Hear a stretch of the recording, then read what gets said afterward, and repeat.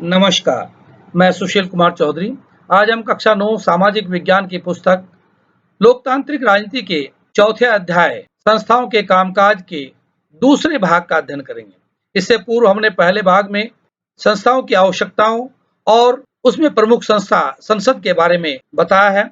अब इस अध्याय में हम राजनीतिक कार्यपालिका, प्रधानमंत्री और मंत्रिपरिषद, राष्ट्रपति और भारत में न्यायपालिका किस प्रकार से स्वतंत्र रूप से कार्य करती है, इसका अध्ययन करेंगे। राजनीतिक कार्यपालिका, कार्यपालिका अर्थात जो कार्य का पालन कराती है। आपने जो सरकारी आदेश की कहानी सुनी, उसमें जिस व्यक्ति ने हस्ताक्षर किए वह केवल उस नीतिगत फैसले को लागू कर रहा था, लेकिन हम ये जानते हैं कि प्रधानमंत्री को भी यदि लोकसभा का समर्थन नहीं होता तो वो फैसला नहीं कर सकते थे। इसका अर्थ यह हुआ कि संसद की सहमति को ही प्रधानमंत्री लागू कर रहे थे। इसी प्रकार से किसी भी सरकार के विभिन्न स्तर के अधिकारी रोजमर्रा के फैसले करते हैं, लेकिन वे सब जनता के द्वारा दिए गए सबसे बड़े अधिकार का इस्तेमाल कर रहे होते हैं। सभी अधिकारियों को सामूहिक रूप से कार्यपालिका के रूप में जाना जाता है। सरकार की नीतियों को कार्य रूप देने के कारण इन्हें कार्यपालिका कहा जाता है। और इस तरह जब हम सरकार के बारे में बात कर रहे होते हैं तो इसका तात्पर्य है कि हम कार्यपालिका के बारे में बात कर रहे हैं। राजनीतिक और स्थायी कार्यपालिका, किसी लोकतांत्रिक देश में कार्यपालिका के दो हिस्से होते हैं। जनता के द्वारा चुने हुए जनप्रतिनिधि जब मंत्री बनते हैं तो वह राजनीतिक कार्यपालिका कहलाता है, और दूसरी ओर जो स्थायी रूप से सरकारी अधिकारी कर्मचारी नियुक्त होते हैं, सरकार के कार्यों को क्रियान्वित करने के लिए अपने अनुभव और ज्ञान के द्वारा कार्य करते हैं, उसे स्थायी कार्यपालिका। यहाँ प्रश्न पूछा जा सकता है कि राजनीतिक कार्यपालिका के पास अधिक अधिकार होते हैं और स्थायी कार्यपालिका के पास कम अधिकार होते हैं, अर्थात मंत्री के पास अधिकार अधिक होते हैं और सचिव और दूसरे अधिकारियों के पास अधिकार कम होते हैं। इसका उत्तर यह है कि लोकतांत्रिक देशों में शासन करने का संपूर्ण अधिकार जनता के प्रतिनिधियों के पास होता है, और जनता के प्रतिनिधि मंत्री बनने के बाद राजनीतिक कार्यपालिका बनती है। उनके सहयोग करने के लिए, समस्याओं का समाधान करने के लिए ही स्थायी कार्यपालिका होती है, और स्थायी कार्यपालिका के अधिकारी कई विचार दे सकते हैं, परंतु मंत्री ही यह तय करते हैं कि कौन सा विचार जनता के और देश के हित में है और उसी को लागू किया जाता है, क्योंकि वे ही लोगों के प्रति जिम्मेदार हैं। इसलिए मंत्री ही सारे फैसले लेते हैं, और तकनीकी मामलों पर मंत्री विशेषज्ञों की सलाह इन स्थायी कार्यपालिका से लेते रहते हैं। प्रधानमंत्री और मंत्रिपरिषद, हमारे देश में प्रधानमंत्री सबसे महत्वपूर्ण राजनीतिक संस्था है। फिर भी प्रधानमंत्री के लिए कोई प्रत्यक्ष चुनाव नहीं होता। राष्ट्रपति प्रधानमंत्री को नियुक्त करते हैं, लेकिन राष्ट्रपति अपनी मर्जी से किसी भी व्यक्ति को प्रधानमंत्री नियुक्त नहीं कर सकते। राष्ट्रपति लोकसभा में बहुमत वाली पार्टी या पार्टियों के गठबंधन के नेता को ही प्रधानमंत्री नियुक्त कर सकते हैं, और यदि सदन में किसी को बहुमत प्राप्त न हो तो जिस दल को सबसे अधिक मत मिले होते हैं उस दल के नेता को प्रधानमंत्री के रूप में नियुक्त कर सकते हैं, जिसे वो समझते हैं कि यह बहुमत साबित कर देंगे। प्रधानमंत्री का कोई निश्चित कार्यकाल नहीं होता। जब तक पार्टी और गठबंधन लोकसभा में बहुमत के साथ उन्हें चाहता है प्रधानमंत्री बनाए रखना तो प्रधानमंत्री रहते हैं, और जब वो नहीं चाहते तो प्रधानमंत्री पद से हट जाते हैं। प्रधानमंत्री की सलाह पर ही राष्ट्रपति दूसरे मंत्रियों की नियुक्ति करते हैं, और प्रधानमंत्री मंत्रियों के चयन के लिए स्वतंत्र है। वे किसी भी व्यक्ति को मंत्री पद बना सकते हैं, बशर्ते वह संसद के किसी एक सदन का सदस्य हो, या मंत्री बनने के 6 महीने के भीतर सदन के दोनों सदनों में से किसी एक का सदस्य उसे चुना जाना जरूरी है। मंत्रिपरिषद में सभी मंत्री सम्मिलित होते हैं। इनमें 3 प्रकार के मंत्री होते हैं। पहले कैबिनेट मंत्री, दूसरे स्वतंत्र प्रभार मंत्री और तीसरे राज्य मंत्री। कैबिनेट मंत्री अमूमन अपनी सरकार के वरिष्ठतम लोग होते हैं और अपने मंत्रालय के प्रमुख होते हैं, प्रभारी होते हैं, तथा यह मंत्रिपरिषद की कैबिनेट मीटिंग में हिस्सा लेते हैं। स्वतंत्र प्रभार वाले मंत्री यह अमूमन छोटे मंत्रालयों के प्रभारी मंत्री होते हैं, और इनको यदि कैबिनेट के लिए आमंत्रित किया जाता है तभी यह कैबिनेट में जाते हैं, अन्यथा कैबिनेट में नहीं जाते। तीसरे होते हैं राज्य मंत्री। अपने विभाग के कैबिनेट मंत्रियों के साथ जुड़े रहते हैं और उनको सहयोग करते हैं। यह है कैबिनेट की बैठक, जिसमें प्रधानमंत्री जी और उनके मंत्रिमंडल के वरिष्ठ साथी मंत्रणा कर रहे हैं। इसी को हम कैबिनेट मीटिंग या कैबिनेट मंत्रिपरिषद कहते हैं, और इसी में अधिकांश फैसले लिए जाते हैं। सारे मंत्रियों के लिए नियमित रूप से मिलकर हर बात पर चर्चा करना व्यावहारिक नहीं है, इसलिए अधिकांश फैसले कैबिनेट बैठकों में ही किए जाते हैं, और कैबिनेट टीम के रूप में काम करती है। मंत्रियों की राय और विचार अलग हो सकते हैं, लेकिन सबको कैबिनेट के फैसले की जिम्मेदारी लेनी होती। कोई भी मंत्री सरकार के फैसले की खुलेआम आलोचना नहीं कर सकता। प्रधानमंत्री के अधिकार। सरकार के प्रमुख होने के नाते प्रधानमंत्री के व्यापक अधिकार होते हैं। यह कैबिनेट की बैठकों की अध्यक्षता करते हैं और विभिन्न विभागों के कार्यों में समन्वय भी बना के रखते हैं। आज की लोकतांत्रिक शासन प्रणाली में प्रधानमंत्री का प्रभाव इतना अधिक हो गया है कि सभी मंत्री उनके सामने कमतर दिखाई देते हैं। विभागों के विवादों के मामले में भी प्रधानमंत्री का निर्णय अंतिम होता है और सारे मंत्री उन्हीं के नेतृत्व में काम करते हैं। प्रधानमंत्री मंत्री कार्यों का बंटवारा करते हैं और किसी भी मंत्री को दूसरा कार्य भी सौंप सकते हैं। प्रधानमंत्री को किसी भी मंत्री को बर्खास्त करने का भी अधिकार होता है। जब प्रधानमंत्री इस्तीफा देता है तब पूरे मंत्रिमंडल का इस्तीफा स्वतः हो जाता है। इस तरह अगर भारत में कैबिनेट सबसे अधिक प्रभावशाली संस्था है तो कैबिनेट के भीतर सबसे अधिक प्रभावशाली व्यक्ति प्रधानमंत्री और संसदीय लोकतंत्रों में प्रधानमंत्री का प्रभाव दिन प्रतिदिन बढ़ता चला जा रहा है। प्रधानमंत्री पार्टी के जरिए कैबिनेट और संसद को नियंत्रित करते रहे हैं।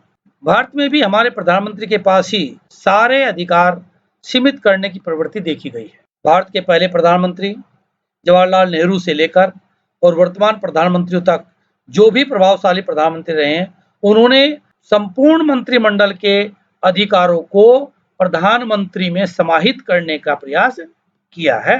परंतु यह सब प्रधानमंत्री के व्यक्तित्व के ऊपर निर्भर करता है और उनकी स्थिति पर। यदि प्रधानमंत्री गठबंधन सरकार के नेता हैं, तब उन्हें मजबूरन गठबंधन धर्म का पालन करते हुए कार्य करना होता है। राष्ट्रपति एक और जहां प्रधानमंत्री सरकार का प्रमुख होता है, वहीं राष्ट्रपति राष्ट्राध्यक्ष होता है। हमारी राजनीतिक व्यवस्था में राष्ट्राध्यक्ष केवल नाम के अधिकारों का प्रयोग करता है। राष्ट्रपति देश की सभी राजनीतिक संस्थाओं के काम की निगरानी करता है। राष्ट्रपति का चयन जनता द्वारा प्रत्यक्ष नहीं किया जाता, बल्कि संसद के सदस्यों और राज्य की विधानसभाओं के सदस्यों के द्वारा राष्ट्रपति का चुनाव किया जाता है। राष्ट्रपति पूरे राष्ट्र का प्रतिनिधित्व करते हैं। राष्ट्रपति कहने मात्र के लिए कार्यपालिका की भूमिका निभाता है। राष्ट्रपति के अधिकारों के मामले में भी यही बात लागू होती है। यदि आप भारत के संविधान को पढ़ेंगे तो आपको लगेगा कि ऐसा कुछ है ही नहीं जिसे भारत का राष्ट्रपति नहीं कर सकता। सरकारी गतिविधियां राष्ट्रपति के नाम पर होती है। सारे कानून और सरकार के सारे फैसले राष्ट्रपति के नाम पर होते हैं। सारी नियुक्तियां राष्ट्रपति के द्वारा की जाती है। भारत के मुख्य न्यायाधीश से लेकर सर्वोच्च न्यायालय और भारत के दूसरे न्यायाधीशों तक की नियुक्ति, राज्यपालों, चुनाव आयुक्तों, दूसरे देशों के राजदूतों की नियुक्ति और यहाँ तक के अंतर्राष्ट्रीय संधियां और समझौते भी राष्ट्रपति के नाम पर ही होते हैं। रक्षा बलों का सर्वोच्च सुप्रीम कमांडर भी राष्ट्रपति ही होता है, लेकिन राष्ट्रपति इन अधिकारों का इस्तेमाल केवल मंत्रिपरिषद की सलाह पर ही कर सकता है। मंत्रिपरिषद की सलाह मानने के लिए राष्ट्रपति बाध्य है। संसद के द्वारा पारित किए गए कानूनों को भी मंजूरी राष्ट्रपति देता है। राष्ट्रपति चाहे तो रोक सकता है, परंतु यदि उन्होंने उस विधेयक को पुनर्विचार के लिए संसद को भेज दिया और संसद ने पुनः उसको उसी रूप में या उसमें संशोधन करके राष्ट्रपति को के पास भेज दिया, तो राष्ट्रपति को उस पर हस्ताक्षर करने ही पड़ते हैं। राष्ट्रपति कोई भी कार्य अपनी इच्छा और विवेक से नहीं कर सकता। ये देखिए, भारत के राष्ट्रपति और भारत के प्रधानमंत्री को शपथ ग्रहण कराते हुए, अर्थात उनकी नियुक्ति करते हुए। यह हमारे देश का राष्ट्रपति भवन, जिसकी तस्वीर अंदर से इस प्रकार से दिखाई देती है। इसके अतिरिक्त जो कि बाहर से ली गई है, कितना भव्य और विशाल भारत का राष्ट्रपति का भवन है, जो कि विश्व के अधिकांश राष्ट्राध्यक्षों के निवास स्थानों से श्रेष्ठ है और ये भारत के लिए गर्व की बात है। न्यायपालिका, सर्वोच्च न्यायालय। प्रारंभ में जिस सरकारी आदेश की हम बात कर रहे थे, उससे उत्पन्न होने वाले विवादों का अंत न्यायपालिका के द्वारा संतोषजनक रूप से हुआ। सर्वोच्च न्यायालय ने फैसला सुनाया और उसे हर किसी ने स्वीकार किया, क्योंकि भारत के संविधान के अनुसार सर्वोच्च न्यायालय के द्वारा दिए गए आदेश का पालन करना कार्यपालिका के लिए अनिवार्य हो जाता। इसी वजह से लोकतंत्र के लिए स्वतंत्र और निष्पक्ष प्रभावशाली न्यायपालिका की जरूरत मानी जाती है। मौजूदा अदालतों को सामूहिक रूप से न्यायपालिका कहा जाता है। यह न्यायपालिका का स्वरूप है। सबसे ऊपर सर्वोच्च न्यायालय, जो कि भारत में एक ही है। उसके बाद उच्च न्यायालय, जो कि राज्यों पर आधारित होता है। वर्तमान में लगभग 24 उच्च न्यायालय भारत में है। और उसके बाद आता है जिला न्यायालय और सत्र न्यायालय, मुंसिफ न्यायालय जो तहसील स्तर पर होते हैं, और न्याय पंचायत जो पंचायत स्तर पर होती है। इसके साथ साथ हमने एक और बनाया, भारत में सर्वोच्च न्यायालय, राज्यों के उच्च न्यायालय, अधीनस्थ न्यायालय और उनके बाद ये न्यायालयों का सारा स्वरूप आपको बताया गया है। और सभी उच्च न्यायालयों के फैसलों के खिलाफ भी सुनवाई सर्वोच्च न्यायालय में की जा सकती है। न्यायपालिका की स्वतंत्रता का मतलब है कि वह विधायिका और कार्यपालिका के नियंत्रण से मुक्त है। भले ही राष्ट्रपति न्यायालय और उच्च न्यायालयों के न्यायाधीशों को प्रधानमंत्री की सलाह पर और सर्वोच्च न्यायालय के मुख्य न्यायाधीश के मशवरे से नियुक्त करता है, परंतु व्यावहारिक रूप से सर्वोच्च न्यायालय के वरिष्ठ न्यायाधीश और सर्वोच्च न्यायालय के अन्य न्यायाधीश सर्वोच्च न्यायालय और उच्च न्यायालयों के नए न्यायाधीशों को चुनते हैं। इसमें राजनीतिक कार्यपालिका की दखल की गुंजाइश बहुत कम हो जाती है और सर्वोच्च न्यायालय के सबसे वरिष्ठ न्यायाधीश को ही अधिकांशतः मुख्य न्यायाधीश नियुक्त किया जाता है। सर्वोच्च न्यायालय या उच्च न्यायालय का न्यायाधीश नियुक्त करने के बाद उसे उसके पद से हटाना बहुत मुश्किल है। उसे उसी प्रकार से हटाया जा सकता है जिस प्रकार से संसद में महाभियोग लगाकर राष्ट्रपति को हटाया जा सकता है। इसके लिए संसद में 2/3 बहुमत से अविश्वास प्रस्ताव लाया जाता है, तभी उनको हटाया जा सकता है। भारत की न्यायपालिका दुनिया की सबसे प्रभावशाली न्यायपालिकाओं में से एक है और सर्वोच्च न्यायालय और उच्च न्यायालयों को देश के संविधान की व्याख्या करने का भी अधिकार है।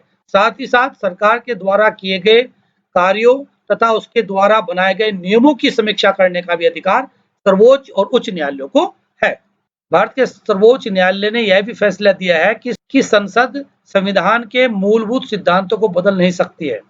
भारतीय न्यायपालिका के अधिकार और स्वतंत्रता उसे मौलिक अधिकारों के रक्षक के रूप में काम करने की क्षमता प्रदान करते हैं। सर्वोच्च न्यायालय संविधान के द्वारा दिए गए नागरिकों के मौलिक अधिकारों की भी रक्षा करता है तथा सरकार को अपनी शक्ति के दुरुपयोग करने से रोकता है और सरकारी अधिकारियों के भ्रष्टाचार को भी न्यायपालिका रोकती है। इसीलिए लोगों के बीच न्यायपालिका को काफी विश्वास हासिल है। भारत के मुख्य न्यायाधीश भारत के राष्ट्रपति को पद और गोपनीयता की शपथ दिलाते हुए इस अध्याय के प्रथम भाग की वीडियो और द्वितीय भाग की वीडियो से आपने इस अध्याय का अध्ययन किया। उसमें गठबंधन सरकार के बारे में हमने आपको बताया, कार्यपालिका की सरकार किसे कहते हैं, सरकार की संस्थाएं कौन कौन सी हैं, न्यायपालिका एक राजनीतिक संस्था किस प्रकार से कानूनी विवादों का निपटारा करती है, विधायिका जनप्रतिनिधियों की सभा है और वह किस प्रकार से देश के लिए कानून बनाती है, कार्यालय ज्ञापन एक सक्षम अधिकारी द्वारा जारी पत्र जिसमें सरकार के फैसले या नीतियों के बारे में बताया जाता है,